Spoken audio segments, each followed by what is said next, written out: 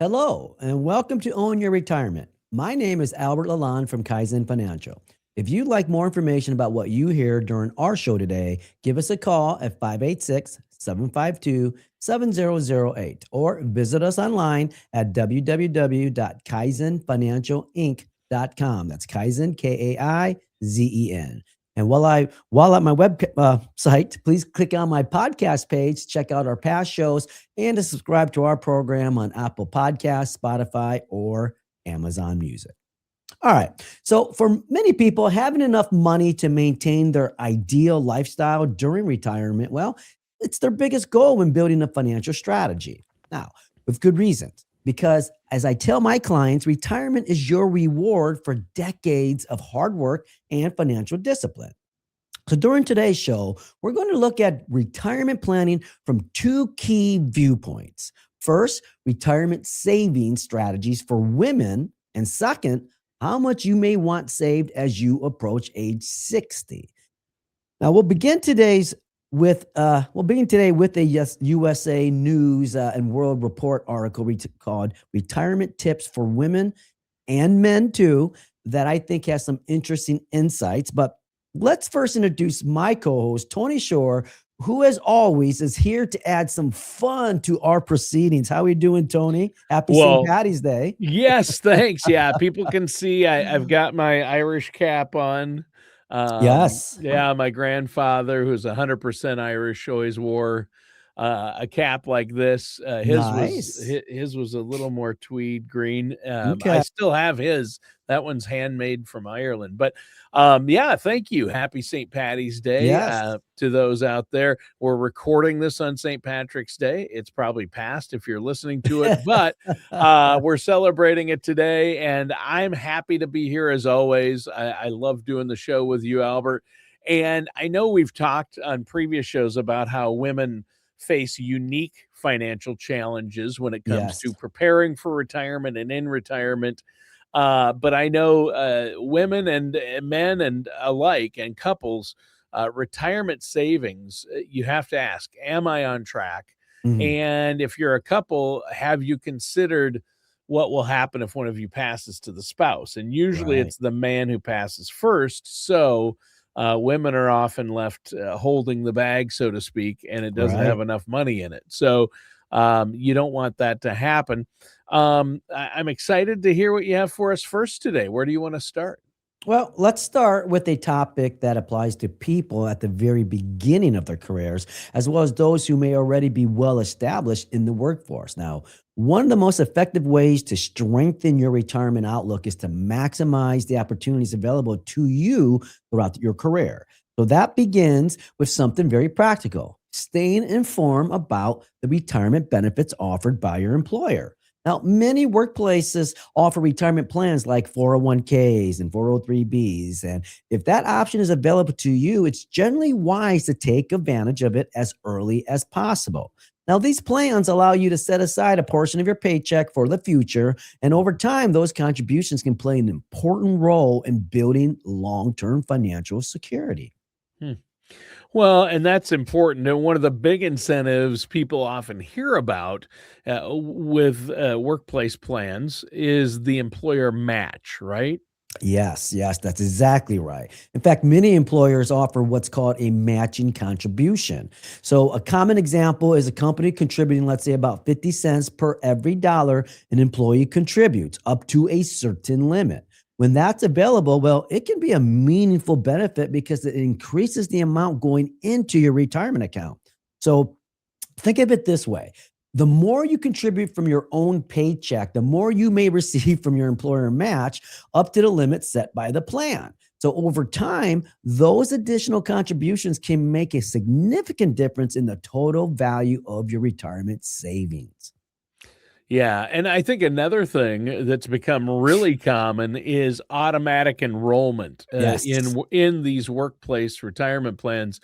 A lot of employees, I think most, are now enrolled without having to physically check a box or sign up. They're just automatically enrolled in these plans, right? Yes, and Automatic enrollment has become much more common in recent years. In fact, more than 60% of retirement plans now offer that feature, and legislation known as the Secure Act 2.0 now requires most new plans to include it. Yeah. And the goal is to make savings easier by having contributions start just automatically when someone begins a job. But there's an important detail people should understand. The default contribution rate in those plans often starts fairly low, Tony. So while automatic enrollment can be a great starting point, it's still worth reviewing the percentage being contributed from your paycheck and deciding whether increasing that amount makes sense for your situation.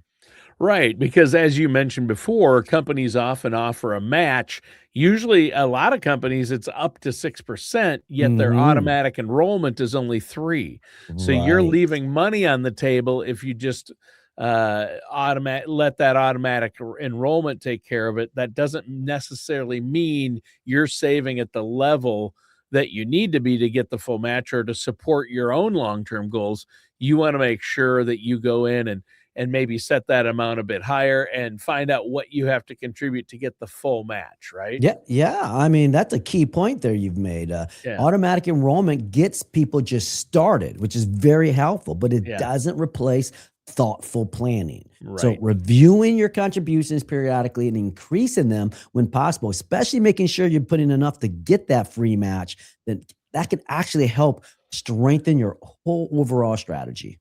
Yeah, yeah, and that's huge, and I think, also, something interesting, for people who are early in their careers, you had something about that, right? Yeah, that's another important point. If you're just starting out in the workforce, you generally have a longer time horizon before retirement. So Sure. that longer timeline, well, it can really provide more opportunities to recover from market ups and downs along the ways. Now, sometimes people, and this is particularly noted when discussing women and investing, may feel hesitant about investing in stock market because it does involve risk. But avoiding risk entirely can carry its own challenges, especially when the goal is long term growth. Well, and I think the takeaway here is really about awareness and engagement with your benefits. Exactly. In fact, understanding your workplace retirement options, contributing consistently, and periodically reviewing those contributions can be important steps towards building a stronger financial future. And the earlier you begin that process, the more time your savings potential has to grow. Yeah. Yeah, and I think another important point is something that a lot of people experience at some point in their lives, and that's stepping away from the workforce for a period of time, right? Yes, yes, yes. That's an important topic to talk about because career breaks can happen for many reasons. Yeah. Someone might step away, let's say, from work to care for a family member, raise children, Yeah. address a health issue, or even manage another major life responsibility. Sometimes those breaks are unavoidable. But it's also important to understand that stepping away from work can have ripple effects when it comes to long term financial planning. Yeah, what kind of ripple effects are we talking about here? Well, for one, time away from workforce can affect your earnings history.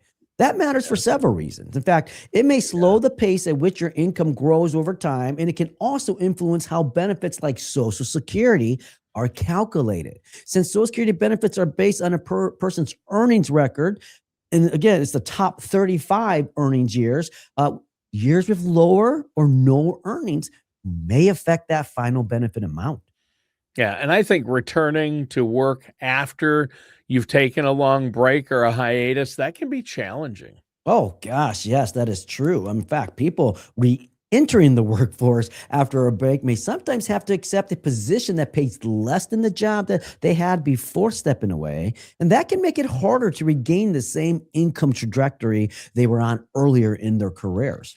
Yeah, I think a lot of, especially women, but it can be men too, to take a Mhm. break to have children or raise a family, and then after a while, the kids go to school and they want to go back into the workforce, and I think that's something you might want to think about ahead of time if you're considering a break, or how are you going to manage that? Can you handle that? All right.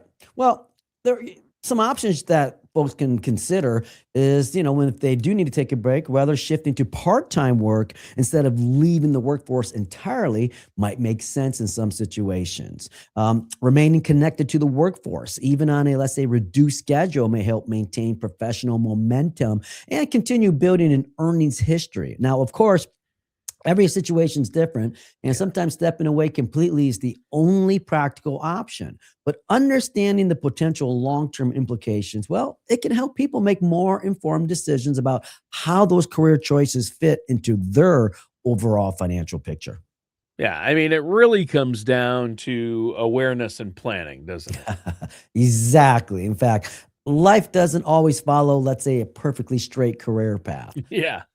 But taking time to understand how work decisions today may affect retirement planning down the road, well, that can help people stay on track towards their long term financial goals, Tony. Yeah, and speaking of that, I'm sure our listeners out there have questions, and let them know before we move on. Just let our listeners out there and our viewers know how they can get a hold of you and schedule that no charge consultation. There's no charge, there's no obligation to either ask questions, get more information, have some reports run, get a plan in place, right?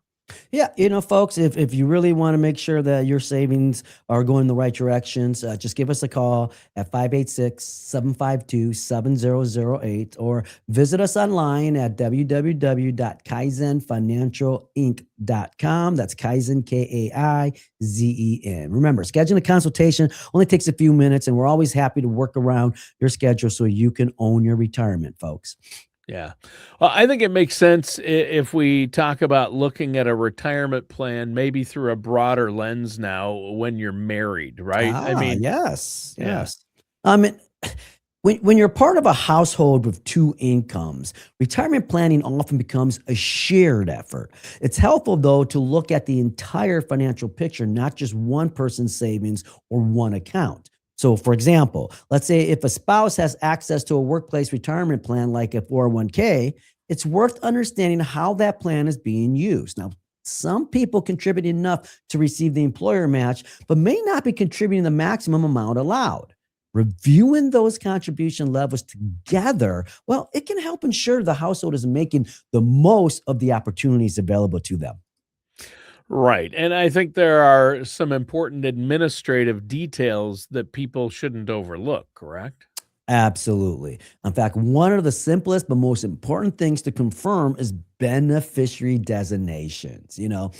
If your spouse has, let's say, a 401k or another retirement account, it's a good idea to verify that the beneficiary information is accurate and up to date. Now, that ensures the account is distributed according to the account holder's wishes if something unexpected happens. Yeah.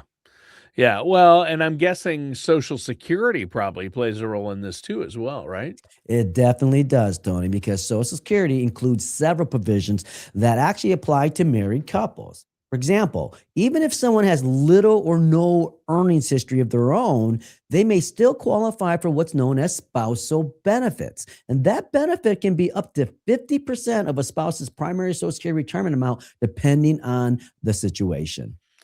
Yeah. And of course, there are survivor benefits as well to consider, right? That is correct. Social Security also provides survivor benefits to the widow or widower of a deceased worker under certain circumstances. Now, in general terms, a surviving spouse may be eligible for those benefits if they are age 60 or older, age 50 if disabled, or if they are caring for a child under the age of 16. Now, if the surviving spouse has their own Social Security benefit that's higher than the survivor benefit, then their own benefit would typically be paid instead.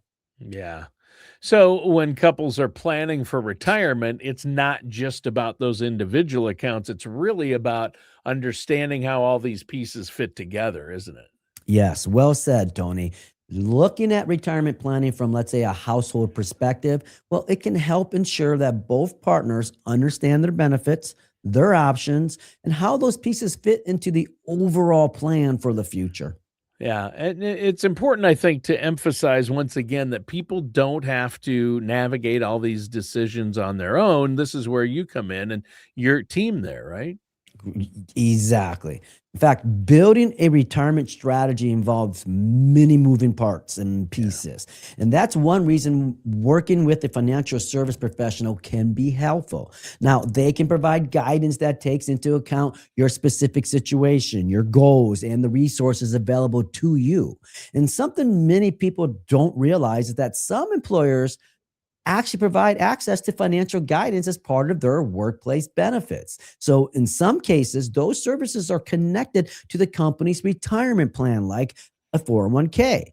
If that's something your employer offers, wow, it can be worth asking about and learning how to take advantage of it. Right. And the workforce itself has been evolving over time, hasn't it? Yes, and that's an important development. In fact, Yeah. the pay gap between men and women has been narrowing over the years, and women now make up roughly half of the overall labor force. Wow. As that trend continues, the financial services industry has been paying closer attention to the retirement planning needs and challenges that many women face throughout their careers. All right. Well, you've covered a lot already. I mean, talking about workplace benefits, career decisions, the importance of staying informed throughout your working years. What's next? Okay, let's shift some gears here a bit and talk about something that almost everyone wonders about at some point. How much money do you actually need to retire comfortably? Well, I get that Yeah. asked, I don't know What's how many my number? times. How much do I need to save? Exactly. Yeah. So we're going to go to a Kiplinger article titled Retirement Savings on Track. How much you should have by 1665. This article has a lot of food for thought. That's one of the most common questions people ask, and it's easy to understand why. For years, we've heard the phrase save early and save often. Yeah. But it's been the mantra for retirement planning, well, for decades, and the idea is simple. The earlier you begin setting money aside, well, the more time those savings potentially have to grow and support your later, I should say, you supporting you later in life. Yeah. And when somebody's followed that advice perfectly or had a few detours along the way, either way, whether they followed it perfectly or, they get sidetracked a bit, I think people still want to know the same thing. What's the number I need to achieve? What's my magic number, right? And there's no one Yes. magic number Nope. for everyone. There isn't, precisely. In fact, people often refer to that as their magic number, like you said. It's Yep. the amount of savings they believe will allow them to retire comfortably and maintain the lifestyle they want in retirement. Remember, as human beings, we like goals and goal setting, and we think we Yes. hit that finish line that we've won. But remember, retirement isn't just hitting a point, it's constantly monitoring, constantly Mhm. planning and preparing. And the numbers tends to become especially important as people move into their early 60s. When you're in the 60 to 65 age range, you're often entering that final stretch of your working years. You can see the finish line just nearby, and making the last major adjustments before retirement begins is huge. So for many people, retirement could last several decades. So understanding where you stand financially becomes a key part of the planning process. Yeah.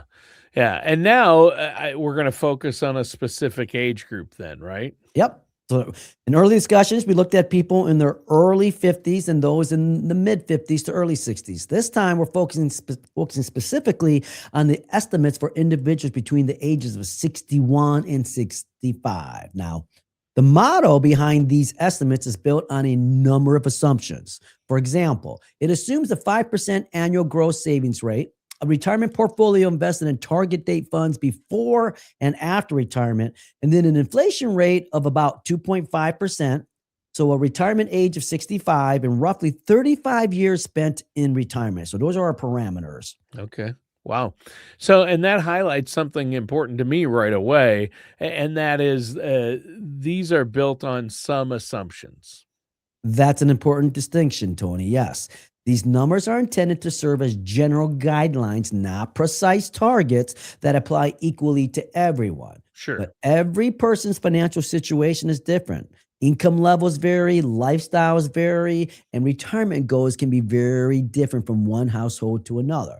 Now, while these estimates can provide a helpful starting point for, let's say, thinking about retirement readiness, they should always be viewed in the context of your own financial strategy and long term goals. Yeah, and I think as people move closer to retirement, that checklist tends to grow. Yes. It's not just about how much you've saved anymore. There are decisions about healthcare, legacy planning, how to structure what you're going to do in retirement, Mhm. taxes, things like that, right? Yeah, that's exactly right. In fact, the years leading up to retirement, especially between 60 and 65, are often when people refine their financial strategies. One of the biggest topics that start to come into focus during this time, well, it's Medicare. Yeah. Medicare generally becomes available at age 65, but it's something you should think about well before that birthday arrives. In fact, there are several coverage options available, and the decisions you make can affect your healthcare costs and flexibility in retirement. So, what are some of the main choices people need to understand about that? Well, broadly speaking, many retirees are choosing between, let's say, two paths: original Medicare or Medicare Advantage. Now, Uh, each option works a little differently. Original Medicare is the traditional government administered program available to Americans age 65 and older, as well as some younger individuals with disabilities. It includes Medicare Part A, which covers hospital care, and Part B, which covers medical services. Now, one possible advantage of original Medicare is that providers across the country generally accept it. However, it can come with a higher out of pocket cost for things like deductibles, co-pays, and co-insurance. sure. And that's where supplemental coverage can come into play, right? Bullseye. Many people who choose original Medicare also purchase what's called a Medigap policy. Medigap plans are sold by private insurers and are designed to help cover some of those out of pocket costs associated with original Medicare. And most people will need Medicare Part D, which provides prescription drug coverages and also includes its own deductibles and copays. Yeah. Now, you also mentioned Medicare Advantage. What's that? Mm. Yeah, Medicare Advantage plans are offered by private insurers that are approved by Medicare. These plans serve as alternative to original Medicare and often include prescription drug coverage along with other potential benefits that may not be part of the traditional program. Now, however, Medicare Advantage plans usually operate within provider networks. That means your choice of doctors and hospitals may be limited to those within the plan's network. For someone who has, let's say, a preferred doctor or specific providers they want to continue seeing, well, that's something worth considering when choosing your plan. Yeah. And timing really matters when it comes to making these choices, doesn't it? It does. In fact, Medicare decisions come with specific enrollment periods. Unlike some types of insurance that you can change at any time, Medicare Advantage plans generally can only be switched during designated enrollment windows. Now, the same applies if someone wants to move between Medicare Advantage and Medigap plans. The annual Medicare open enrollment period typically runs from October 15th through December 7th each year. Right. But healthcare isn't the only piece of planning you need to be doing during this stage of life, correct? That is right. Legacy planning also becomes increasingly important in the years leading up to retirement. Even if someone doesn't consider themselves to have, let's say, a large estate, it's still important to make sure key documents are in place and up to date. For example, reviewing your will is an important step, especially if you've moved to a new state, since the state laws vary from one state to another. Now, additionally, it's wise to think about who would make healthcare or financial decisions on your behalf if you were ever unable to do so yourself. Yeah. And that's where powers of attorney come into play, right? Precisely. In fact, a durable power of attorney allows you to designate a trusted individual who can manage financial or even healthcare decisions if you become incapacitated. Now, many people choose to work with an elder care attorney to ensure those documents are prepared properly and also reflects their wishes. Yeah. And I think that can be a lot for somebody to think about as their retirement approaches, right? Oh my gosh, it can feel overwhelming. Yeah. But the key here is not to let that sense of complexity lead to inaction. You know, if you're concerned that, let's say, your savings may fall short of your ideal retirement number, there are still steps you can take. Some people decide to work a little longer and maybe increase their savings contributions or plan for some level of work during retirement. Others may look at adjusting their spending or downsizing their home or maybe even simplifying their lifestyle. And it's important to remember that general savings guides and estimates are just those guides. Your personal retirement strategy may look different depending on your goals, resources, and the circumstances. So, the most important thing I would say is to stay engaged with your planning and continue making thoughtful decisions as you move closer to retirement. Yeah, huge. I think that's great, Albert. And this has been an outstanding show once again. Is there anything else you have before we conclude?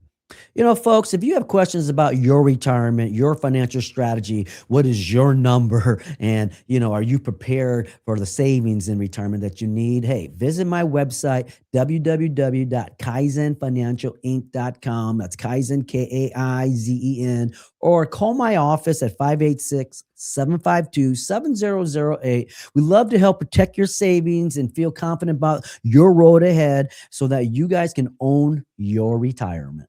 All right. Sounds great, Albert. Listeners and viewers, thanks for tuning in. That does it for today's episode of Own Your Retirement with our host, Albert Lalonde. Take care.